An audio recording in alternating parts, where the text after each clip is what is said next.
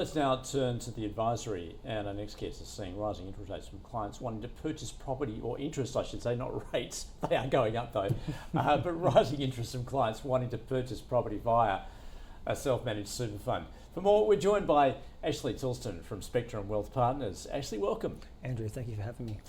So we seeing increased appetite for property in SMSF?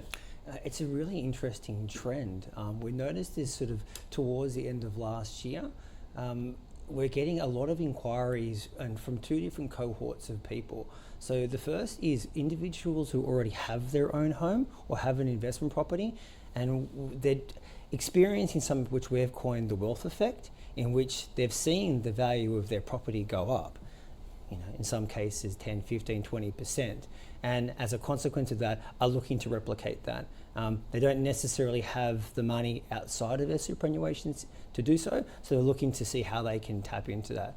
And the second cohort is younger people, the younger demographic who are concerned about interest rates and the cost of living and the like, and they want to get in the property market, and they're using their superannuation to do so.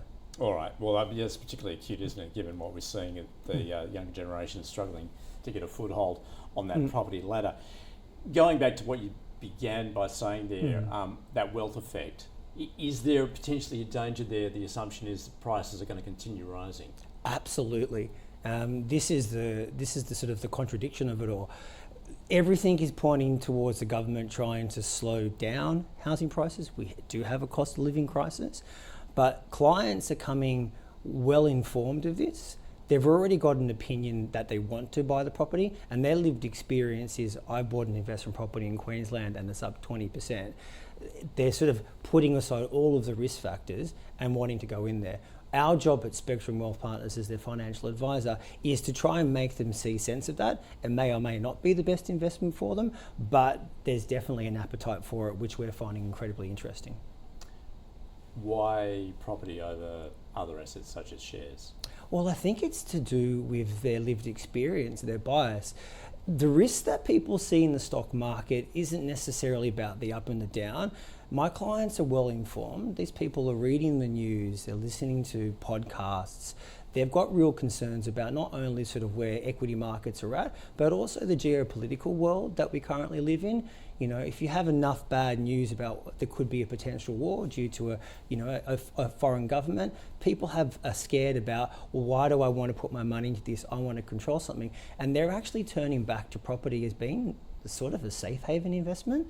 Now, that's not how we would see it. Our job is to educate our clients otherwise, but it is just a trend that we've noticed, and something that if someone wants to invest in a property, we'll support it. It has to be the right investment though. How do you decide if it's the right investment?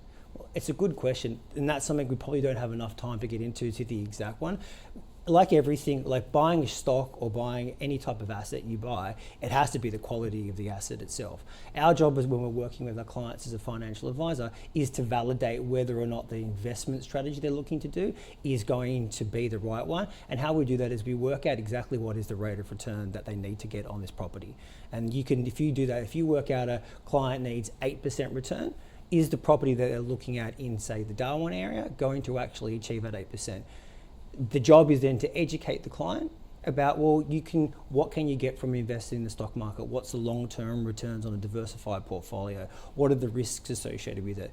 What's happening though is that people are coming with the intent to do this strategy. This is very, very different what we've experienced over the years, where you would use a limited recourse borrowing within superannuation to be a boost to the client's retirement savings. Now it seems that this is their primary goal. They want to do this strategy. So it's sort of a different play in our relationships.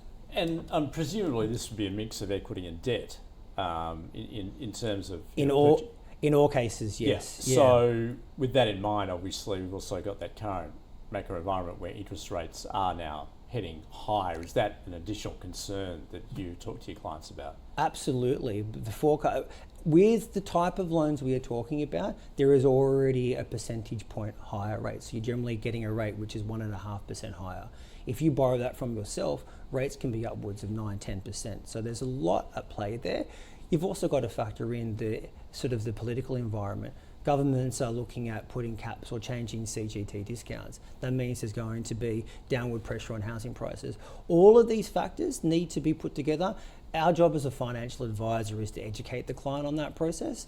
But again, if a client has a bias towards a particular asset class, it is something that they generally go looking for the answer from the right advisor. Our job is to pull them back. Definitely seeing a lot of interest though, Andrew, which is very, very interesting. Well, clearly you're asking them to exercise caution. What, though, are the advantages of having property in your SMSF? If you're to compare apples for apples with the stock market, not much really. It's the perception of safety that comes from it.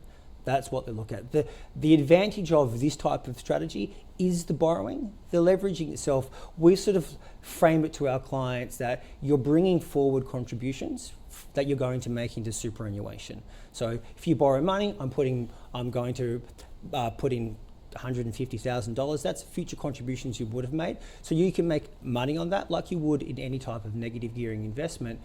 That being said though, a lot of factors have to come into play. Job security, what are interest rates doing, and the most important decision of all, what's the property? So are they mostly focused on capital appreciation, or is there also that attraction of rental yield? No, look, rental yield is a part of the play because people want to get rental yield to service their debts or to provide an income stream at retirement, but no, they're looking at this purely as a capital growth play. And again, to your point, is this a safe investment? That's questionable or debatable.